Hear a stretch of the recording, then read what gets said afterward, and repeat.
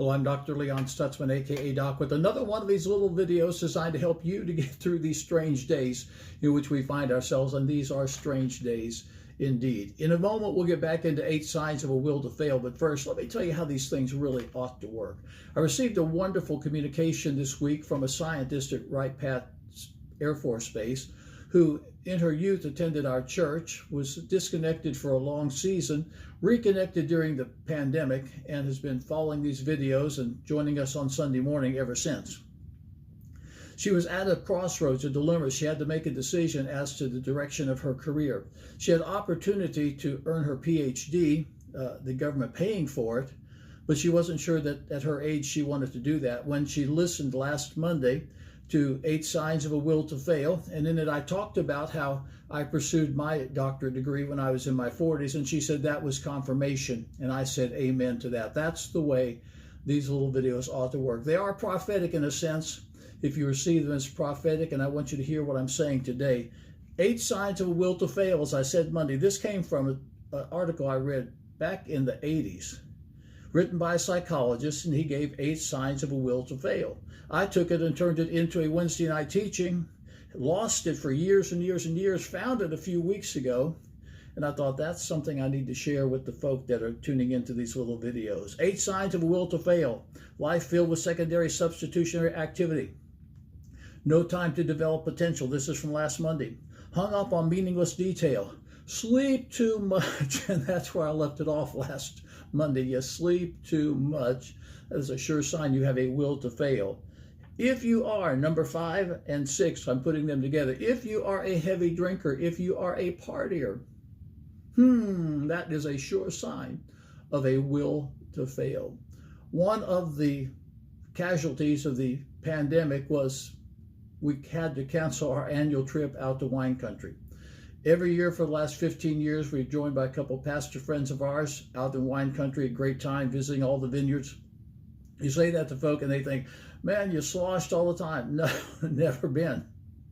No, really. You just visit a winery or two, sip a little wine, go on your way, and you don't even get a buzz. Why? The ambiance of the place. It's just a gorgeous setting, great restaurants. The vineyards are all beautiful. It's not about party, party, party. Listen, if you're living a partying lifestyle, that is a sure sign that you have a will to fail, that you are out of focus. The Bible said, Proverbs 3, verse 20, be not among winebibbers, among riotous eaters of flesh, for the drunkard and the glutton. There's the issue. The drunkard and the glutton shall come to poverty, and drowsiness, going back to sleeping too much, shall clothe a man or woman with rags. Let your moderation, I have lived by this for the last 50 years, Philippians 4, verse 5, let your moderation, your sweet reasonableness, be known to all men. The Lord is at hand. Number 7, sure sign of a will to fail, looking for something to do besides that which needs to be done. How many times have you known that you need to get something done, but instead you flipped on the television, or you turned on a radio broadcast, or you found some other meaningless activity rather than doing the thing that you needed to get done? And that follows number 8. Works on things that don't matter. If you're working on things that don't matter, and it is said that 80% of what you do is meaningless. 20% actually accomplishes what you want to accomplish in life. I have a friend who is part of these videos and part of our church, and I really appreciate him, told me years ago they were just busy, busy, busy in all their businesses. And they finally realized they're just too busy, so they took a break and they sold 90% of their businesses. And then they discovered that the 10% that they retained was actually providing 90% of their income. And so they turned out to be very, very, very prosperous, because they discovered that everything you do isn't accomplishing what you think it's accomplishing. Don't work on things that don't matter. Focus on things that really do count in your life. Now, on Friday, I'm going to give you some thoughts on spiritual authority and the ability to change.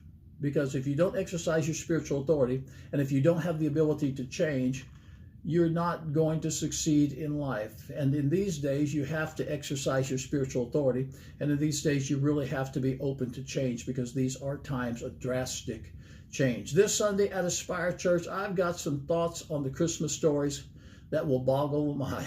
This is powerful stuff. I thought I'd wrung everything I could possibly wring out of the stories. And then I got a little revelation. I'll be sharing it this Sunday. It will encourage you. It will position you, and it'll help you to press on to what God has for your life as we move into 2021. Speaking of that, New Year's Eve, December 31st, 6 p.m., this is the place you want to be, because I'm going to be sharing a prophetic New Year word that will set you up for 2020. I'll tell you more about it. Catch it all on the live stream at AspireChurch.tv or on Facebook at Aspire Church TV. That's Aspire Church TV, Facebook, AspireChurch.tv, live stream Sunday morning, 10 o'clock Eastern Standard Time. It's going to be powerful. I'm Dr. Leon Stutzman, a.k.a. Doc. I'll see you again.